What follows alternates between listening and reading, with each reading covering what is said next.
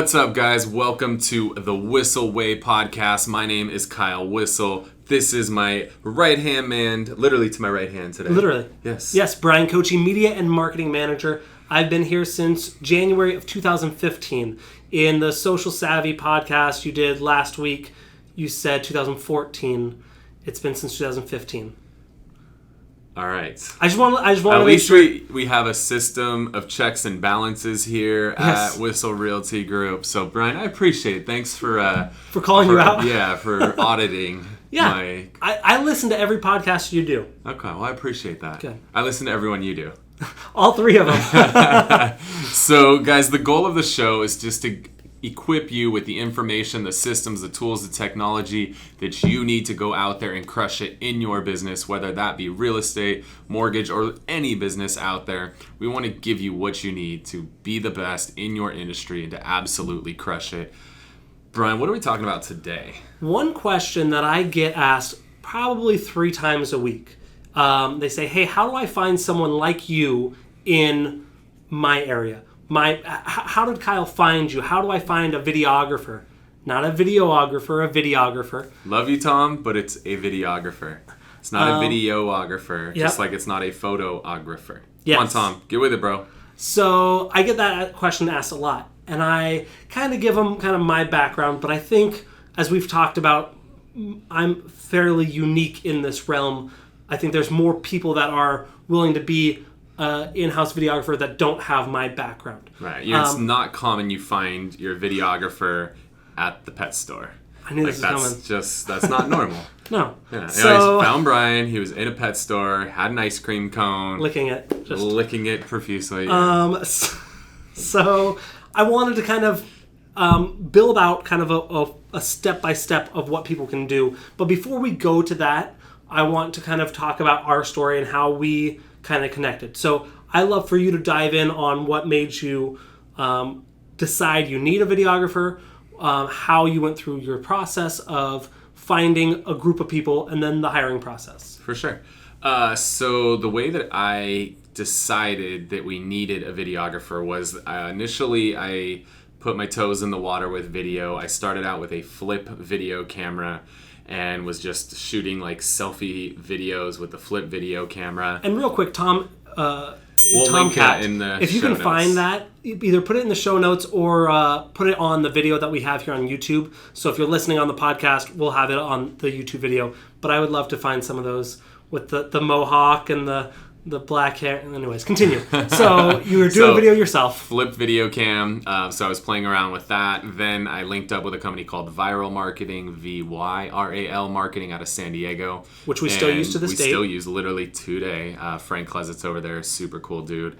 And so what they did is they sent me like a webcam to put on top of my computer. They sent me a little light.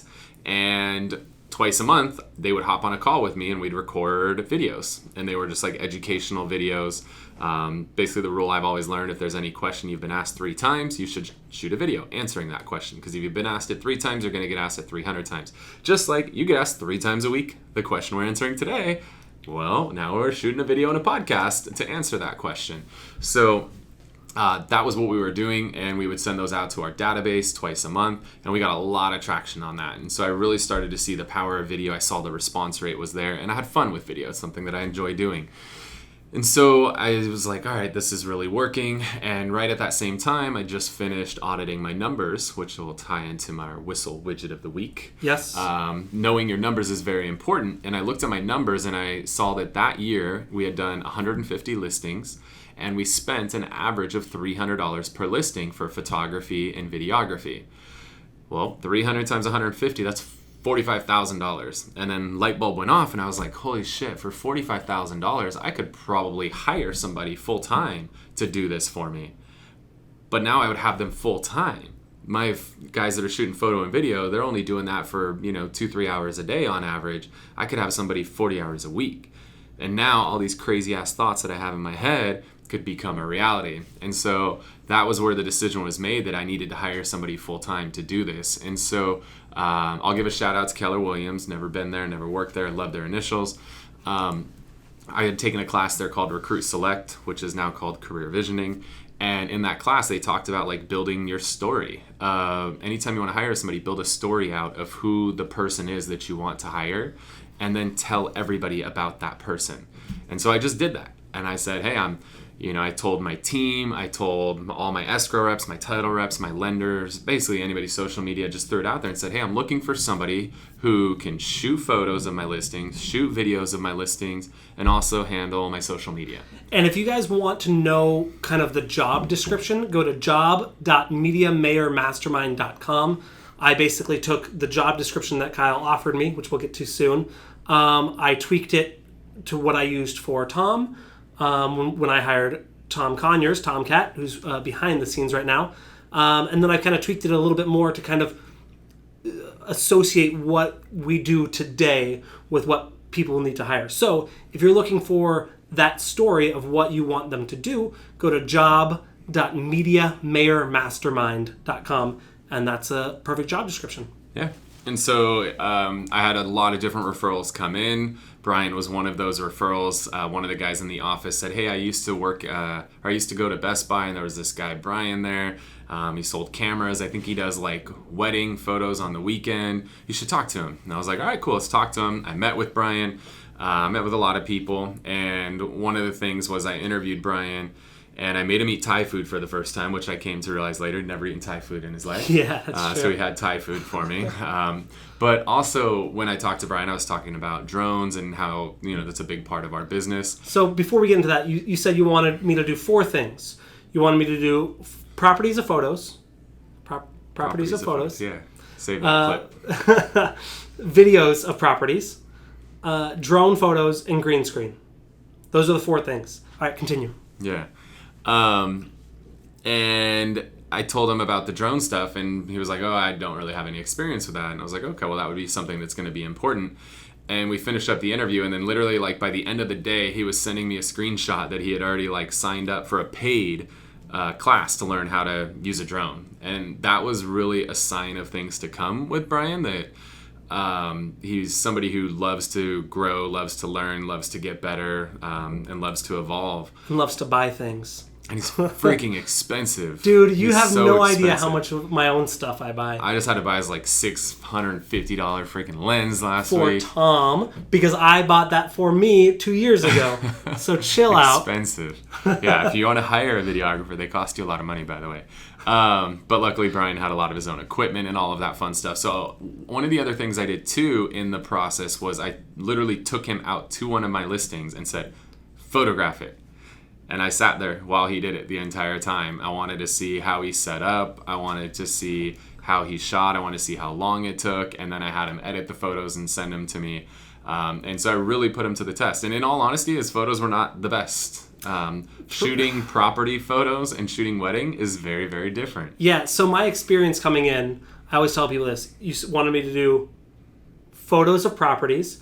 And I had shot one kind of real estate job. It was for Lantern Crest, the retirement community up on the hill.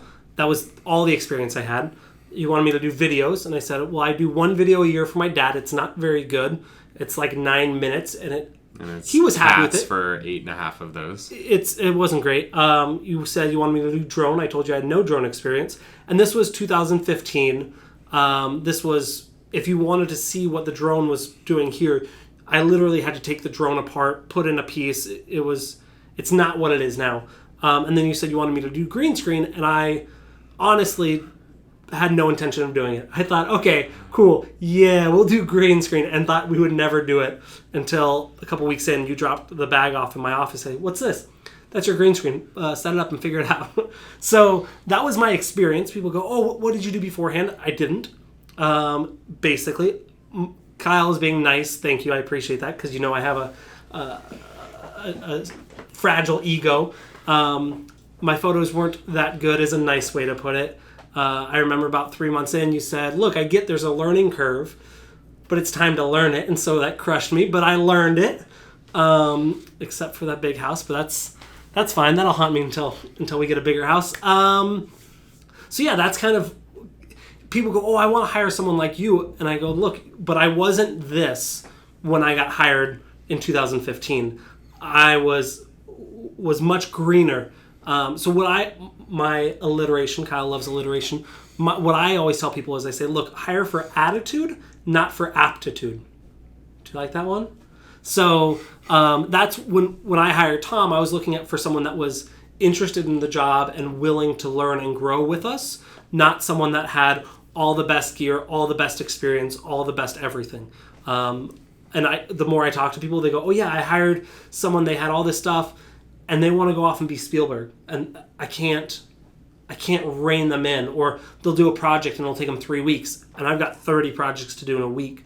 So hire someone who has the right attitude, not necessarily who has all the stuff, and grow with them and know they're going to be not good, not suck. Yeah, because Brian's current salary is in excess of $5 million a year. So those of you guys that are trying to take him from me and offer him more money, he's currently at $5 million a year. So if you guys want him, you're going to have to beat $5 million. I always tell people, they say, oh, how much would it cost? I say, look, write me an offer letter.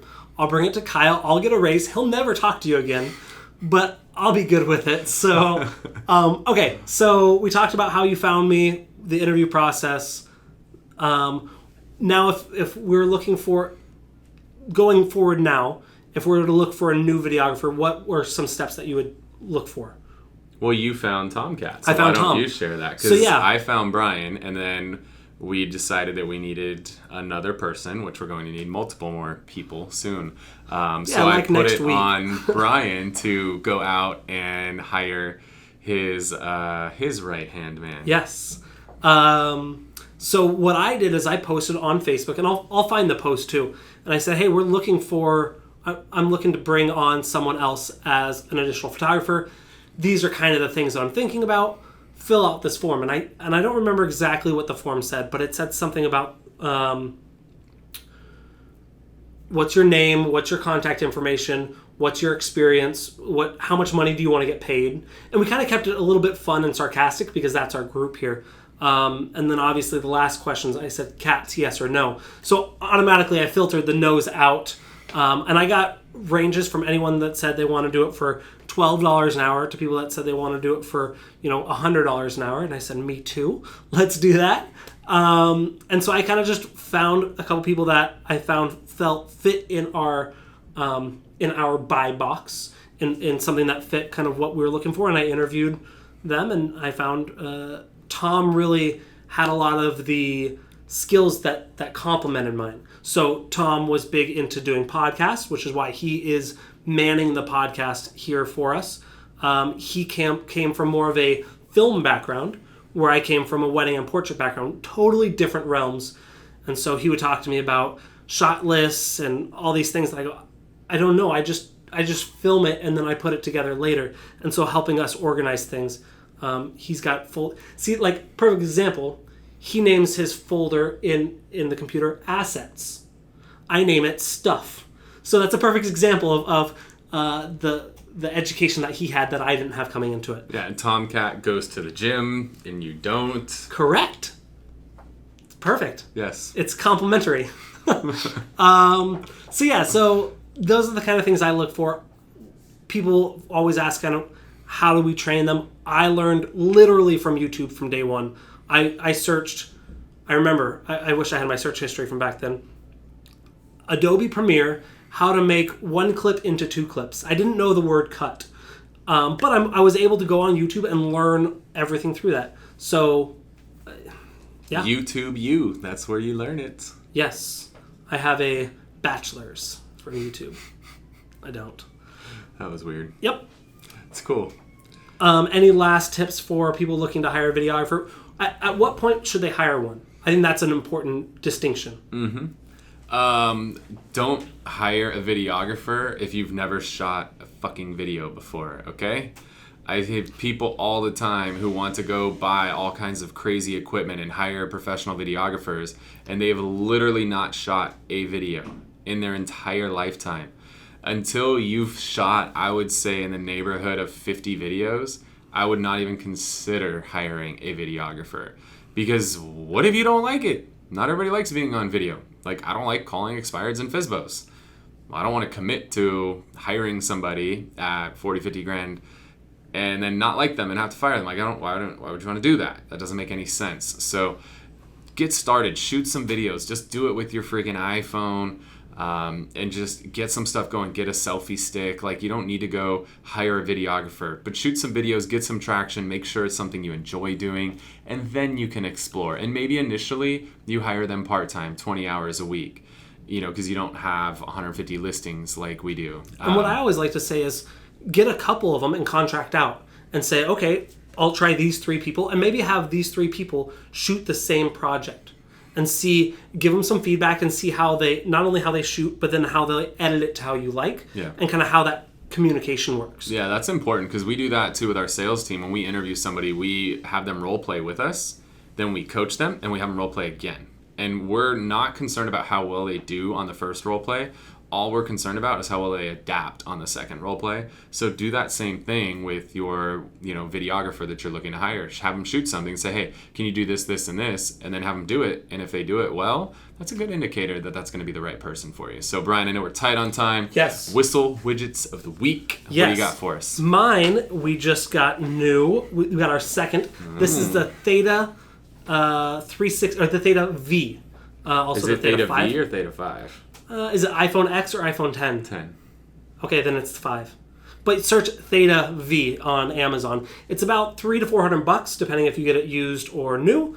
And we use this. I really love this. I thought I would hate it, but we use this for our Zillow 3D tours. Matterport takes us, not us, Tom. Tomcat. I gave him the honor to do that. Takes him an hour and a half to 3 hours, depending on the size of the home. I shot how big was Breeza? 4,700 square feet. I shot a 360 tour of that in 20 minutes with this. So really easy. You're able to place it around the house. You go through the Zillow app, and that helps you rank higher on Zillow, meaning more visibility for your listing, which makes it better for you to get your listing sold. And more leads. More leads. Yeah. And then my widget of the week is a system called Sisu, SISU. Website is sisu.co, and we'll link that up in the show notes. So I talked earlier about the importance of knowing your numbers. You need to know all of your numbers, especially know your numbers when it comes to your lead generation. You need to know how much money you're spending on your leads. What is your cost per lead? What is your return on investment? What is your cost per acquisition? You need to know all of that stuff, conversion rates, because the more you know that stuff, the more you can adapt. The more I realize, hey, I'm spending $45,000 a year on photos and videos, I can hire somebody, and now I can actually get way more out of my $45,000. And we were using Google Sheets to do all this we had tracking. custom built all our stuff, which was a pain in the butt. These guys are amazing. They're constantly evolving. So if you're looking for something where you can really track everything that your team is doing, you're tracking things like how many calls they're making, how many conversations they're having, how many open houses they're doing. So you could track all their activities. You could track your money in there. You can track your production. So, we're looking at our numbers here in September 2019. Last year, September, we sold 15 houses. We are on track to sell 28 houses this September. It's really nice to see those trends, and we can look at what are the activities that we're taking that are causing us to do that. So really knowing the numbers in your business really helps you analyze where you've been and where you're headed, helps you cut things out that aren't working, and helps you spend more on things that are. There was a radio show back in the day that used to have a segment called Pump It or Dump It. So that's a little exercise that we do once a month, is just going through all of our expenses and go through a little pump it or dump it exercise. Is this working? Let's pump more money into it. Is this not working? Let's dump it. So sisu.co, killer company, killer system. Highly recommend it. Also love it because it integrates with a lot of other things like a Boomtown, like a viral marketing, integrates with all that stuff. You have a discount link, yeah? We do, yeah. So if you guys want it, if you go do the demo with Sisu, just use my name. I think the code is just Whissel. So if you use that, they'll cut off, I think there's a setup fee. They'll cut that out for you guys. So just mention you saw it on the podcast. They'll take care of you over there.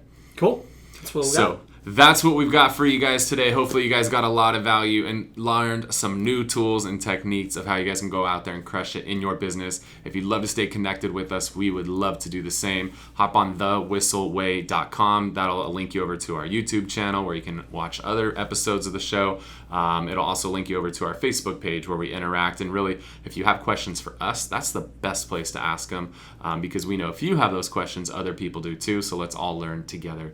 Guys, thanks so much for tuning into this episode of the Whissel Way Podcast. Wait.